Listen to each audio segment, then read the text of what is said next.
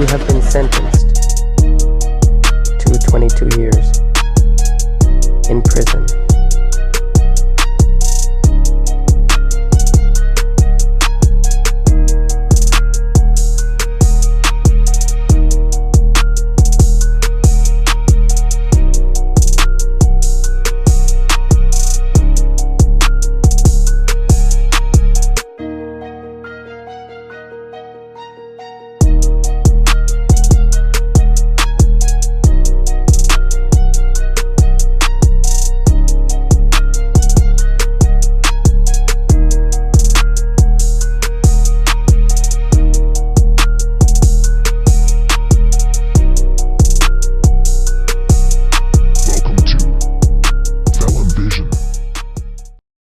Welcome to another episode of Felonvizion.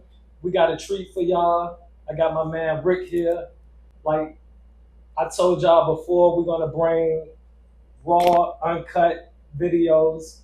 We're gonna give it to y'all real. We're gonna keep everything, on the up and up of what the transition like, changing your life, becoming something better, making a difference out here in the world. So, how things been going for you? Man, it's been going good. I can't complain, man. I've definitely came back out here, made mistakes along the way, but trying to figure it out, man. Turning around. Right. So let's back up a little bit and, overall, this platform is to not necessarily highlight the hiccups that we made in life, Right. but we have to tell that whole journey of what we've been through, Right. and how we got to where we are today. Right. So I just want to back up a little bit and, get you to elaborate on what was your early childhood or early journey like? My first few years of my life was wonderful. Up until about 13, I lost my mom at 13, and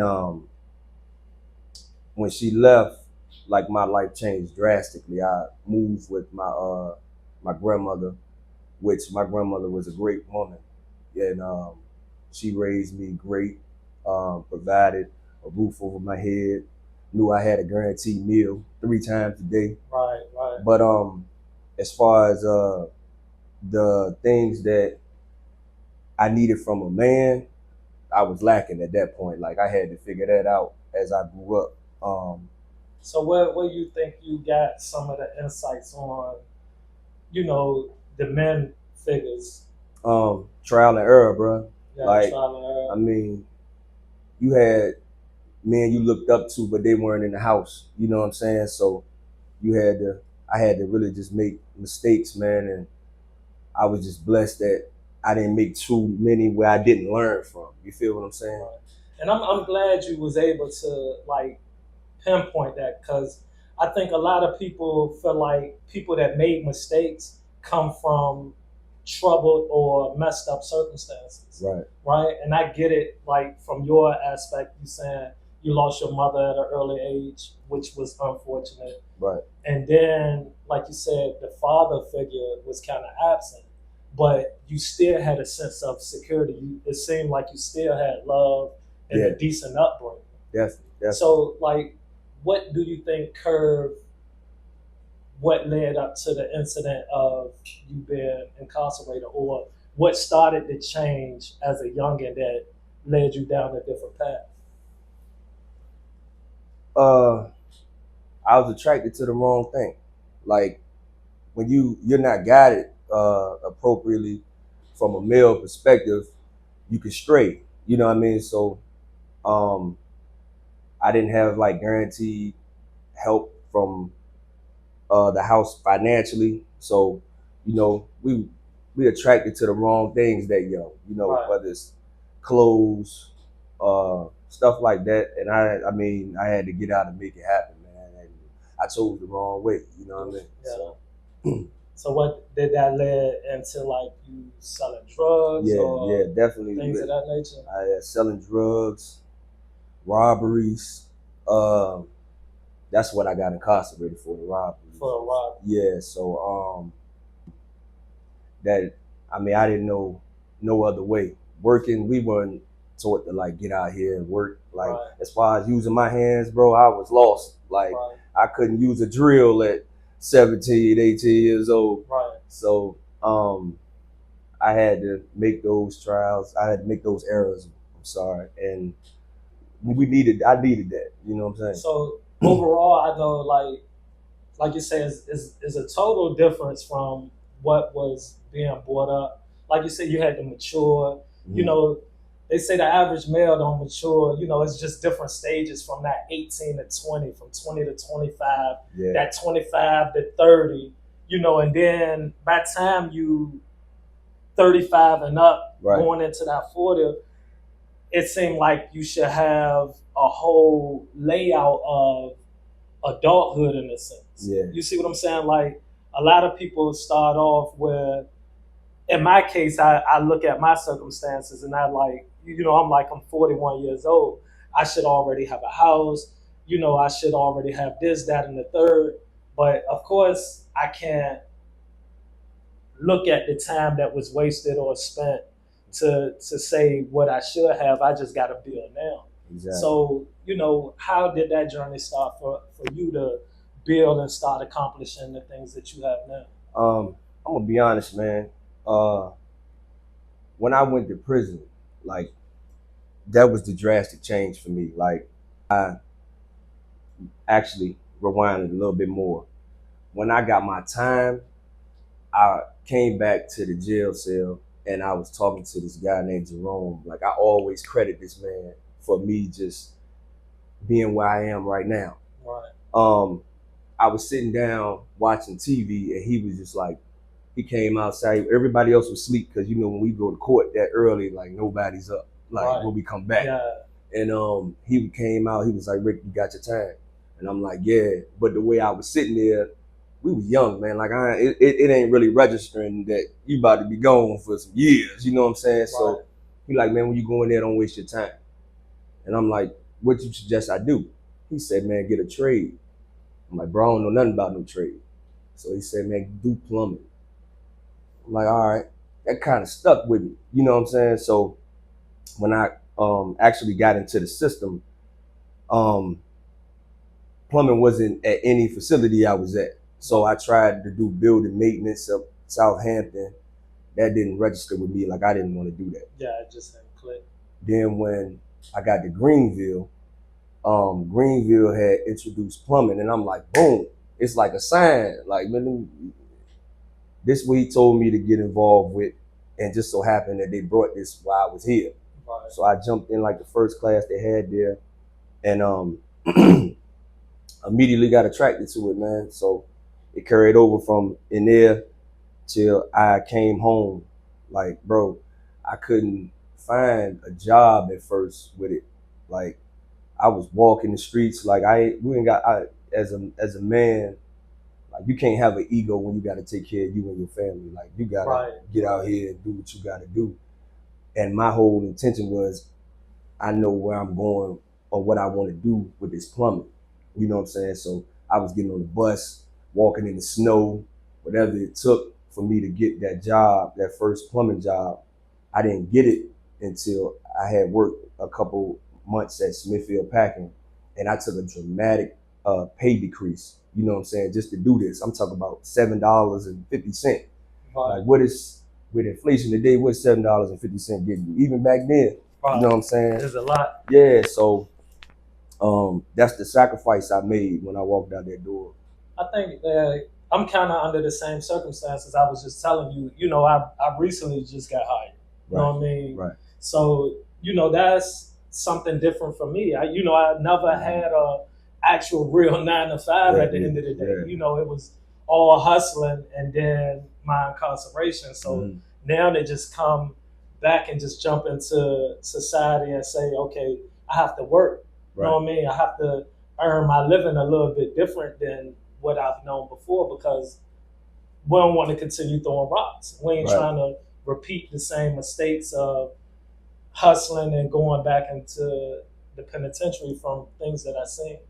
But, you know, one thing that resonated from, like you said, you have that one individual that will say something to you, and it just sticks, right? You know what I mean? And that's what this whole platform is about, is having that one individual. You could say something, I could say something, and it resonates to the people like that to say, dang, I could do this. I could do the same thing he doing. He you know, a good example for, you know, what I want to do. And he's showing me that it's possible. And that's why I wanted to come to your establishment. You know what I mean? Just to show people, like, at the end of the day, these things are real. You know what I mean? Even though we made hiccups in life, we changed to a point where we make decisions to get where we want to be.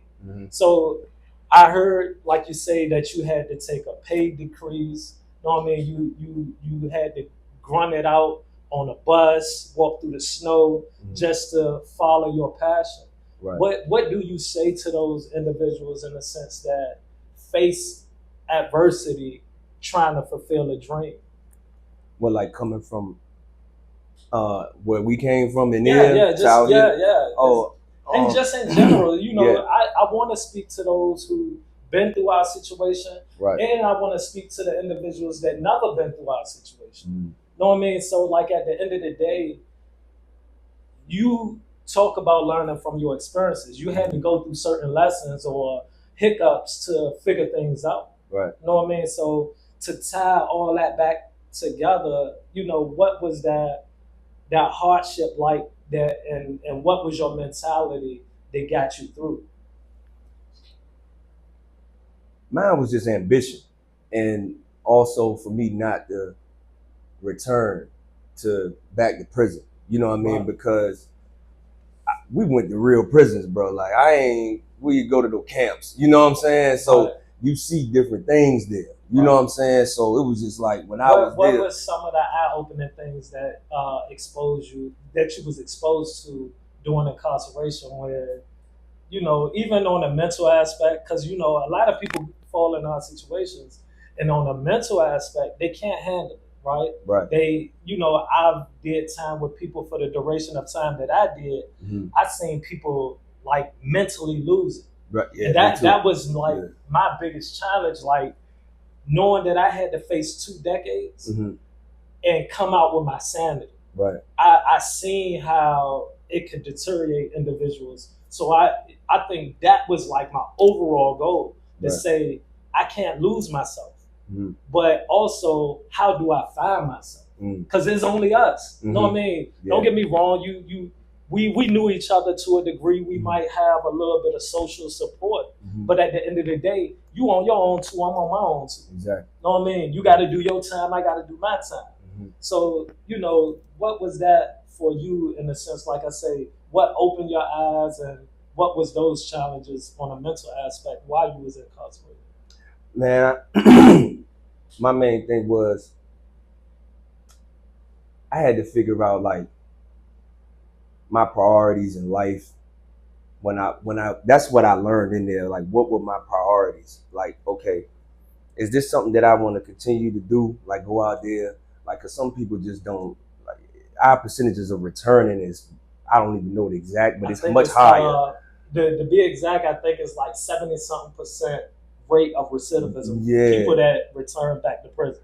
See, but my main thing was, like, bro, like, I got a family to take care of. Like, am I gonna keep doing this, or am I gonna learn from this? So, like I say, I used to always interact with, like, older individuals in there. That's even on the streets. You gotta have mentors, man. You gotta have people that's gonna give you solid advice, and not people that's trying to just deter you, or just deter you in general. You got to have a solid foundation as far as help all the way around. I think even as an adult, we need a village. You know what I'm saying? Not just as a child. So in there, I just really, bro, when you was in there, you had a solid head, man. Like, you was already, like, we was always talking positive stuff. We won't never talking about just living on the streets. So just what we was dealing with, we was like talking about goals, what we was trying to do when we got out of here. You know what I'm saying? So I think even out here, you need to surround yourself with people that's goal oriented, that's always trying to see what the next step in life, learn from their mistakes and not continue them. You know what I mean? Because that's how I walk every day, man. I just want to learn and be better than what I was yesterday. Right. That was like what opened my eyes at the end of the day, understanding what advantages that we had while we was in prison. Right. Right. And and just, was messed up under the circumstance of whatever they did. Right. But I think like overall having that time to also just think. Mm-hmm. Like patience was one of the biggest things that I learned. Mm-hmm. And then just having that time to really allow your mind to really think, right? Right. And that's kind of hard because, during my incarceration, of course you have distractions and they are just no different than you have on the street. Yeah. You know what I mean? Mm-hmm. It's almost like I often say a world within a world. Mm-hmm. But, being in prison, people don't know how much you really exposed to. Mm-hmm. You know what I mean? You think like, oh, he just sitting in a cell, he just behind bars. It's the street. It's the street. Yeah, it's definitely the street. It's almost no different. Mm-hmm. But like I say, it definitely slow you down and give you time to think. Now, what you choose to think about is the important part. You know what I mean? Like you say, you came to that realization that you had something important that was bigger than itself, and which was family. Right. So how did the family be affected when you was incarcerated? And then how did it play on them seeing your growth once you came home? That's crazy. That's a good question. With my oldest son, I missed the first almost 6 years of his life. He was still in his mother's, stomach and stuff when I left. So I used to hear stories about how he was prior to me coming home. You know what I'm saying? I was like, man, I gotta get out there and redirect him. Because because at the end of the day, like you said, we sit there for so long, we in our thoughts all day. You know what I'm saying? Right. And I'm a person that even out here, my mind is constantly racing. So you can imagine me sitting in there, what my mind was doing. So I'm like, man, when I get out there, I gotta be something that I never had, a father. You know what I'm saying? And I think, my children will be my most prized possession because at the end of the day, they're able to have something I didn't have. I ain't forget the monetary, forget everything, the time that I'm able to give them now. Right. The example that I'm being able to show them is something that I never seen or something that I wanted. You know what I'm saying? And I know for a fact we can change the narrative of what examples are if we lead these children the appropriate way, especially our young men, bro. You know what I'm saying? So I think that's T.I. I heard T.I. talk about it one time, say as a parent or just an individual in general, our biggest contribution to the world is our children. Right. What we pour in and what we leave behind, is what they're going to pick up and pour in and leave behind. And like you said, it's a cycle. It continues.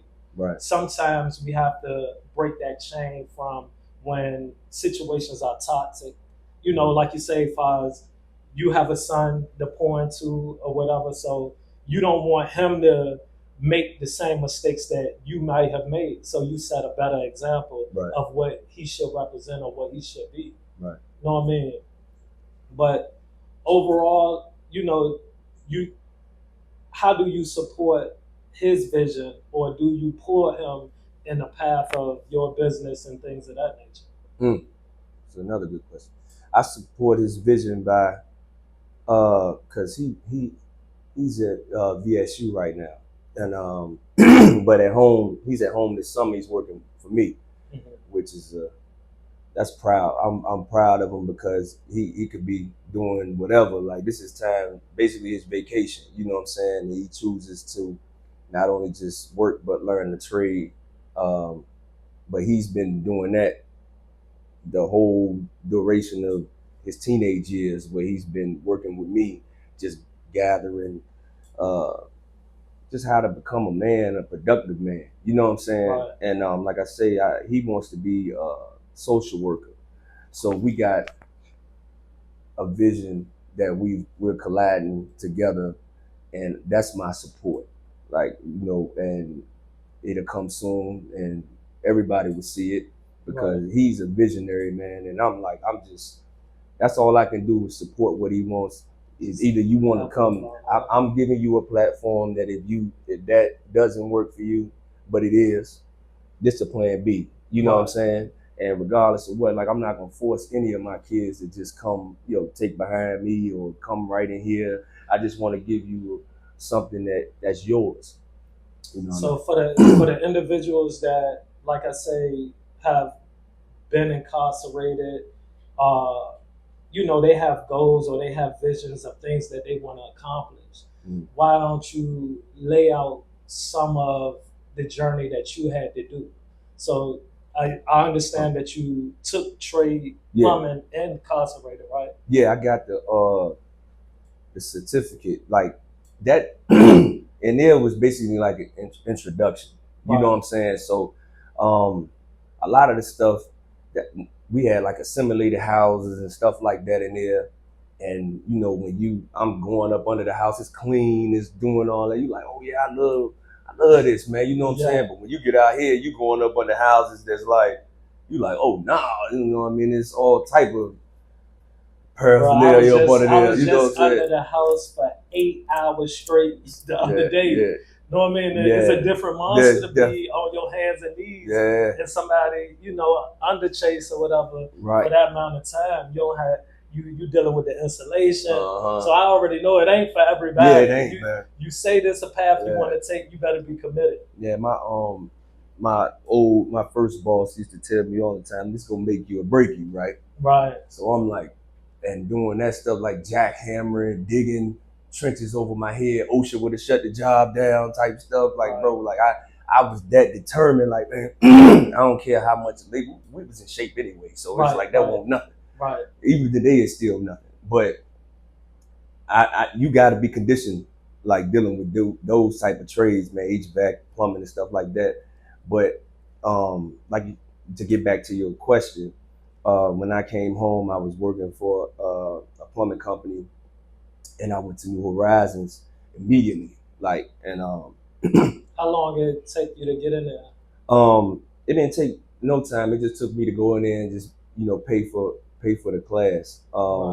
So I started paying for it out of my own pocket. So did they set up a payment plan? What was that process like? No, just for those who oblivious to what it is to sign up for schooling or things of that nature, like, just try to get them a rundown of how those steps go. See, I mean, a lot of it has changed today. Like, that was over a decade ago. Yeah, you know what I'm saying? So I don't know how it is now, but it's a lot of trade schools that's just offering like grants and stuff like that. Right. So you could easily get in school for free. But on my journey, I just went and paid. It won't number like $350 a course. You gotta have, they give you like a treatment plan basically of what you need as far as schooling to get those X amount of hours. Right. So, and you already know you gotta have X amount of hours for on the job training. Right. So you could take that journeyman test. Right. And like I said, I went that first year, and just it was so much on me because plumbing is a laborer's job. You know what I'm saying? And then going to school right after that, I couldn't manage the time. So I took a year off. You know what I'm saying? Then after that year, I went right back and just banged it out till I was done. Right. So once you do all that, man, you take that journeyman test. I advise you to take a prep course prior to that. So just to get the common knowledge, you're aware of certain terms and what you're looking at by the time you take the test. Right, because when the prep course tells you like how to label the book, because it's an open book test, but it's timed. You know what I'm saying? So you can label the book appropriately where it's not illegal when you walk into the facility, because they'll take your book and then you gotta go off what you know. Right. So I advise to do that. I know that today that's still probably like $700-800. It's worth it though. Like, you're gonna make that back easily just in the field. Yeah. So do that, then smoke the test, man, and then hold that journeyman for a year. Then you got your masters, and you basically at that point you overpay or overqualified when you go into a company. Because once you tell them you got a master's, you can demand what you want as far as pay rate. I advise you just go into business for yourself. Right. That's all right. You know what I mean?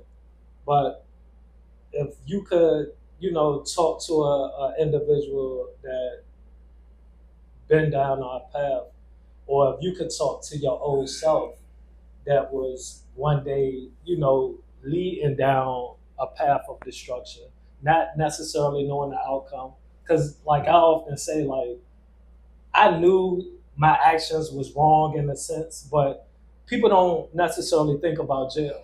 Right. Like, you think about you doing wrong, to run from the police, but you don't know what that ripple effect of everything is once you really incarcerated. Right. How it affects the family, how it affects you, and how it affects your future. Right. Know what I mean?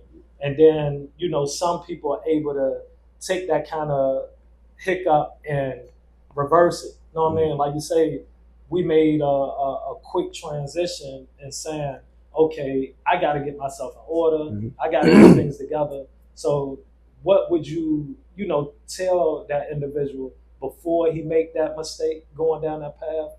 Or, like I say, your old self, what advice would you give to him? Crazy thing is, what I would tell my old self is, you need to do every day that you did. Every day you did. Because at the end of the day, that really transitioned me as far as my thought process, man, because like I was lost prior to me going in there. You know what I'm saying? Like I went to my mom's grave the night before I got locked up, bro. And it was raining. I ain't gonna never forget that day. It was raining. I was sitting there and I was talking to her, and I was just like, man, I don't, it's crazy out here for me as far as just mentally. Like I couldn't gather like what direction I was about to travel. You know what I'm saying? So it's the next day, bro, like my whole life changed. I was gone for years, 6 years. So what I would tell myself is you needed to do every day. Like, and literally, because every day in there feels like the same day. But my thought process was changing daily. You know what I'm saying? Because I went from one institution where it was nothing but kids. Right. So when I was over there, like that was the street. Southampton won't nothing but the street. Right. So I wasn't learning nothing. So if I would have got 2 years, 3 years, I would have been that percentage to come right back. You know what I'm saying? So just so happened, they got me off there because I was just getting in so much trouble. I ended up going to Greenville, and Greenville was so much of a transition. You're going to there with over 3,000 inmates, even though you're not really interacting with the full 3,000 because it's sectors. Yeah. But it's still like, man, this is real. You know what I'm saying? And you're running into older guys that's giving you input. That's why I say, man, I needed to do every day. So what I would tell the youth today for them not to go or go through what we went through is to, first of all, like I say, just find something that you gravitate to, whether it's a trade, whether it's a talent, hobby, whatever, and just fully dive into it. You know what I'm saying? And whether it's school, everybody can't go to college, man. Like everybody don't financially can afford it. Everybody grades can't get them to there. Right. But man, get a trade, go in the military, but getting a trade, man, you just got limitless potential with it. You can go wherever you want to go with it. Yeah, it's funny though, because we make shortcuts in life with thinking we could come up on a fast come up. Know what I mean? And then we reflect right back to what we should have been doing from the very beginning. Right. And that's just working. Right. Know what I mean? Like, don't get me wrong. I think we had certain examples throughout our life where we see the hardworking people. But we also see hardworking people, and we consider that a struggle because it's not manifesting the things that you feel like you want out of life. Right. Know what I mean? Right. But then, like I say, you find yourself right back in that situation once you go through what we've been through, or you don't end up a hump in the ground. You look at most guys that's our age, or like you say, the older guys in prison, they just been there. They've been sitting there, and they wish they could have had the opportunity that we had. Right. Because some of the best advice that I was hearing was from the individuals that's not coming home. Right. Right. Know what I mean? So it was like they wanted to live through you in a sense. It's just like, no, youngin, like this is what you need to do. Yeah. This is what it is for you not to come back. So like, let me give you insight on this. Now, how you, once they hand you the ball, it's up to you to run with it. Right. It's up to you to fit through. You're going to have so many obstacles, so many things trying to knock you down, strip that ball out of your hand. But, you know, you gotta hold on and persevere and make it to that goal line. Right. You know what I mean? You gotta cross that plane. You know what I mean? And don't get me wrong. I think overall is about putting one foot in front of the other. You know what I mean? Yeah. I could, genuinely sit here and just understand you. You know what I mean? From the time where we did time together to the things that you accomplish now, just me bumping into you. Right. You know what I mean? And it was like, yo, this what I'm doing. This the platform. I get it. You was hesitant. You know what I mean? And that's understandable because you built the empire to a degree. You built something that's your own. Right. And because of the stains that we carry, people going to place judgment. You know what I mean? Yeah. But it is what it is. I think it's going to be people that's for you, and it's going to be people against you. Exactly. You know what I mean? And what's for you will be for you. And overall, I think, you know what I mean? If you doing good business, your business going to flourish. Exactly. And you showing an example of that. And I wanted to kind of exploit that to show like, nah, we make our mistakes, we come back, we get it together. Right. You know what I mean? If you just take a chance on yourself, and then sometimes it takes somebody to give you an opportunity as well. Exactly. You know what I mean? Overall, I think like I was applying for job after job after job, and granted, bro, I ain't even been out 3 months yet. You know what I mean? But I was like, man, somebody gonna give me a chance. But I'm like, oh, I gotta just make my own way. As of right now, I'm gonna just do what I can do, and hopefully something open up. But I'm definitely happy to see the situation that you're in, the things that you accomplished overall. Just like I say, building a business is not easy. Definitely. I could imagine, like I say, and that's why I wanted you to give a little bit of insight on just how you was able to make that possible. And we could pass that knowledge on to the next individual that want to accomplish some of the same goals, but might don't know how to go about it or where to go. Right. You know what I mean? Yeah. So overall, I appreciate your time. You know what I mean? I know you're a busy man. You know what I mean? So I appreciate you just taking whatever time to be able to give back, to tell your story. Right. You know what I mean? And if there's anything else you're willing to share or anything else you want to speak on before we close out, you know what I mean? You got the floor. You know what I mean? Yeah, man. I mean, bro, like I'm proud of you, man. Like, cause I know your background, I know your heart, man. I see what you're doing, and I told you when I first saw you, bro. Whatever you're doing, I'm supporting because I know the path you're on. I can see it, bro. Soon it's like the aura. As soon as I saw you, you like, man, this is what I'm doing. When somebody comes to you like that, you see, and then I know where you came from all the time you did the hunger there. You know what I'm saying? And even to this day, like when I can always remember my hunger. You know what I'm saying? And anybody that wants to do anything, you gotta have a hunger. You gotta go after what you want, man. And like I said, bro, I salute you. Keep doing your thing, and your platform about to be crazy, bro. Yeah, thank you.